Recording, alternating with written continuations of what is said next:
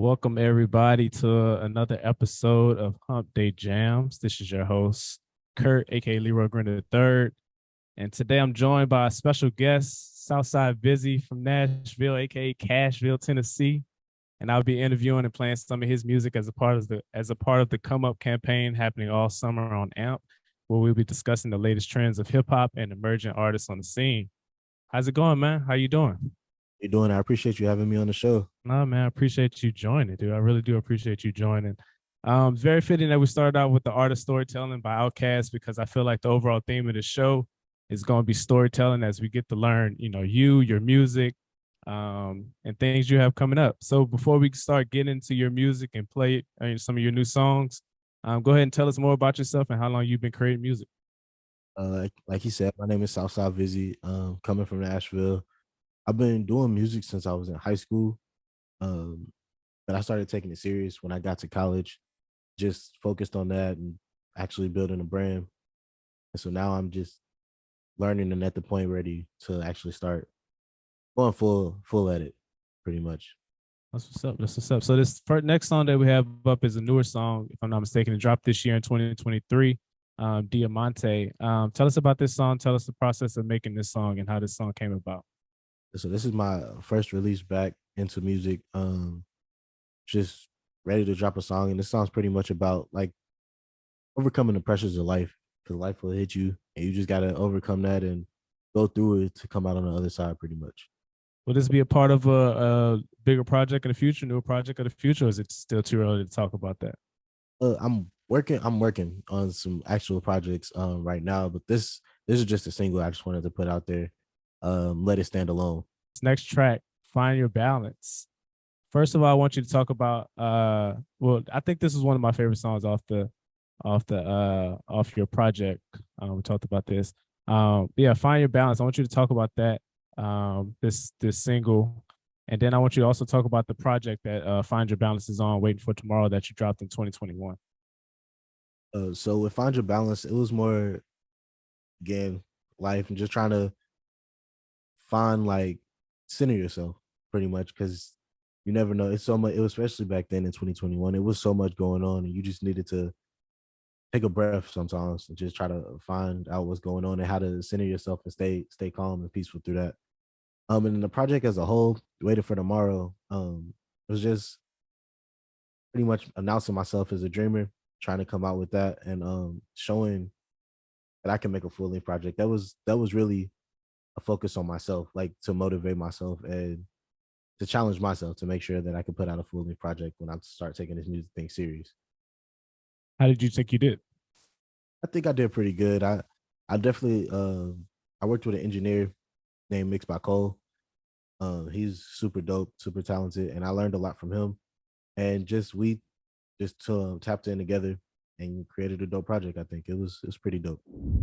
So I was doing my research on you. I was doing my research, doing a little digging. So I read an interview you did with Canvas Rebel. Sorry, and you talked about you began creating music when you were 13 because you didn't have anybody to talk to.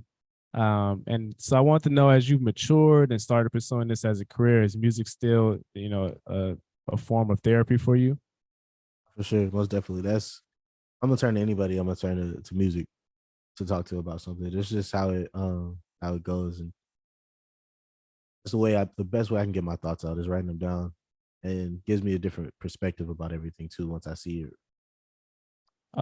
So what type of messages do you like to express in your music now? Like how do you what's your type of feel for rap now in terms of what type of messages are you trying to come across now? I say the biggest message is motivation, just making sure that you can overcome anything as long as you're ready to work and ready to actually pursue it, chase your dreams. You got to do that. Got to always manifest your goals and just make sure that you stay in your plan and stay to it. What's up? That's what's up. So positive message. That's what we need in today's culture. Some more positive messages. We don't need nobody spinning the block and shooting it up every other day. So I appreciate that. um. So yeah, we were talking about this off air. You said you learned how to write and structure songs in college. Could you talk about that and take us through that process of, learning how to write songs and how that's helped you today with when you start to creating songs? So I was in the songwriting program at Middle Tennessee State University, and just in that university, that songwriting program is super dope. I had a really good professor named Odie. He taught us a lot. He taught us like different structures, different song types, broke everything down, and it was actually helped make sure that I was able to actually craft a song, not just be able to write raps. So what does that mean? Like, what do you mean craft a song and not just write raps? If you like, freestyling where it's just people just rapping straight through, there's no hook in it. It's just I'm showing that I can rap. But the songs that actually catch and the songs that actually people want to listen to repeatedly over and over again are the ones where there's a part where you can listen to. There's a part that catches your attention. Make sure that and you'll end up singing it, whether it be the harmony, the melody, you'll end up singing it over and over again, and that's what keeps your attention. Okay. So like Michael Jackson is great with melodies and everything. That's why like Michael Jackson and Beyonce and those great songs are great artists like that. They capture your attention in some way. I appreciate that. I like that. So switching things up real quick, I asked you to pick out some songs to fill out the show. Uh and I wanted these songs to kind of, I guess, help explain you as a person, you as an artist. So you sent over Kendrick, you sent over a few Cole songs, J. Cole songs, some Lauryn Hill, and we're going to close out the show on some Kurt Franklin. But yeah, I'm going to go out on a limb and say that Kendrick and Cole are your favorite rappers, right? Sure. No, yes, For sure. yes. Okay. So yeah, tell us about these next two songs that we're gonna play. Good Kid by Kendrick Lamar and God's Gift by J. Cole. Why'd you send those over? A good kid, just that whole album is pretty much uh you could tell it's the word where you two different perspectives. It's the nuance of it and like going in from being a good kid but being in a mad city, so you got to know how to maneuver, and that I relate to that a lot. And then with J. Cole, just his messaging and his storytelling ability is just crazy, and it's always something that I wanted to stick to when it comes to my songwriting, is making sure to be able to tell a good story, whether it be my story or somebody else's. Favorite Kendrick album? Put you on the spot. Favorite Kendrick album? Let's say favorite is Damn for sure. Favorite Cole album?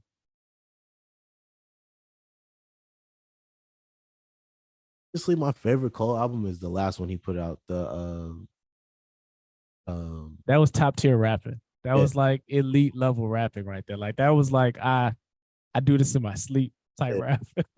for me. That's I fuck with that heavy. I feel like he was still trying to prove himself in a sense. Do you feel that way in any way? Like you have something to prove? I have a lot to prove. To me, I haven't done anything yet, so I still got plenty to prove. In a way, are you still like, do you feel like you're still trying to distinguish who you are as an artist and distinguish like your sound as an artist?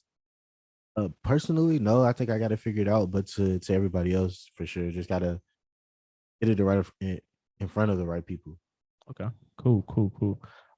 So this next artist you dropped Tupac. We got Tupac coming up next. I didn't feel like I really didn't appreciate Tupac till I moved out to LA. I'm curious to know why you chose this next song, "No More Pain" by Tupac. It's an absolute bop, but now when you sent it over to me, I swear to God, you can ask my wife. I ran this shit like 4 times. I But I'm curious to know why you chose this song. was just he was more than rap, and it's just that's kind of like an inspiration of mine, and like to be more than rap. Like it's not I'm not just a rapper.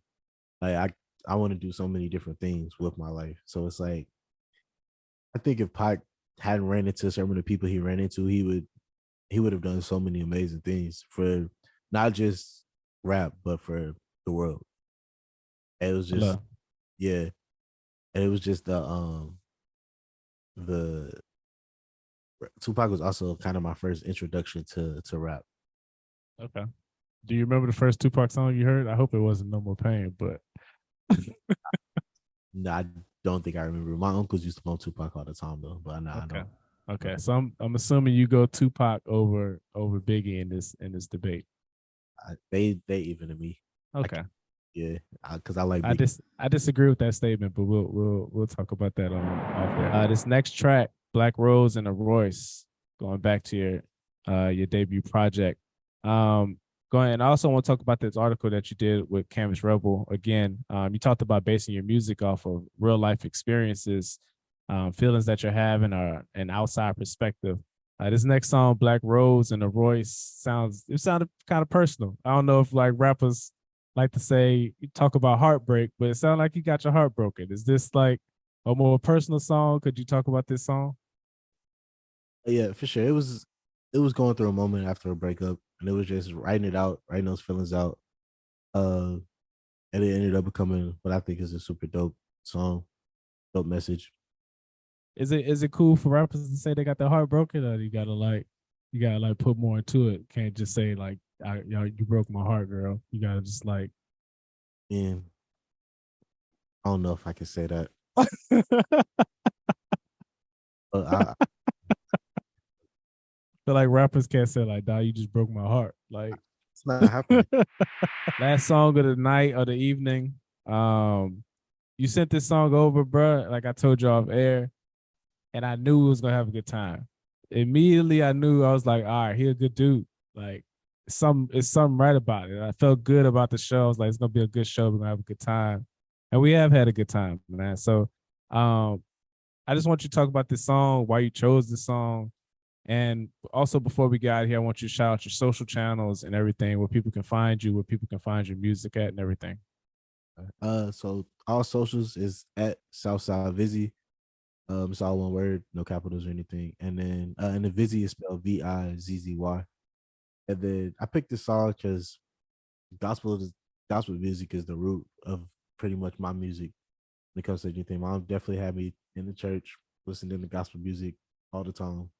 So it's kind of like this was one of the albums that I remember as a child growing up that was just always on repeat in mom's crib. So it was just this is one of the ones that touched me from that album.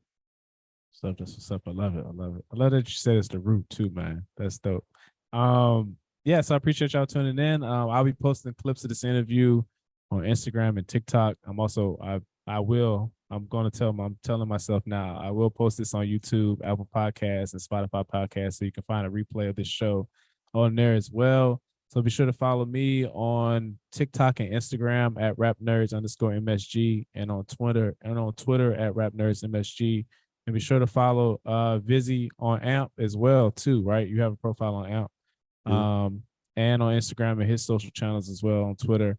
Yeah. So here's the last song of the evening. Appreciate y'all tuning in. We had a great time. Hey man, you gotta come back on the show, dog. Gotta come back on the show. Play some of those R&B jams. Is it like new school R&B you listen to, or you be throwing like the '90s? You one of them '90s R&B cats? I like a lot of the newer music. I listen to the '90s music for sure, but I like a lot of the newer music that's coming out. How old are you? Right. I'm 27. How old are you? 27? Okay, so you're a little younger. Okay, cool. You were born in 97, 96. 98, 96.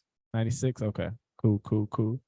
Yeah, you got to come on the show, man. Play some new school R&B for us. I really don't be in the new school R&B. My stuff is like neo souls era, like mid 2000s. That's where I stopped with R&B. So you definitely got to come on and put us on game, dog. Sure, you So missing out on a lot of it's a lot of dope music out. I know that. I know that. Like I have my people that I listen to. Like I like Daniel Caesar a lot. I love Daniel Caesar. Um, who's the cat out of I like Lucky Day. I like Lucky Day. Dope, I like Chloe Bailey. I like Chloe. definitely. Um, yeah, but that's all I really know, new school wise. So you definitely got to come on, put us on game, dog. Who you be listening to? I listen to Black's new album. I know people. Black's new album is dope. Okay, I listen to Black. Listen to Black. Black, Six Lack. I like to call him Six Lack. Kiana Lede, she's fire. Okay. Ari Lennox is super Ari dope. Lennox is dope. Okay. Ari Lennox is dope. I listen to Ari too. There's an artist out of St. Louis named Ryan Trey. He's fire. Okay. It's a lot of dope Yeah, art. you gotta come and put us on game, dog. I save those for my Sunday editions because I do those like later in the evening. Sunday, I call them Soulful Sundays. So you got to hop on the Soulful Sunday episode, bro. I'm dead ass too. Like you think I'm joking, but I'm dead ass. So I'm gonna hit you up like, bro, when you trying to come back on. But anyway, I appreciate y'all tuning in. Here's our last song of the night, Riverside by Kurt Franklin.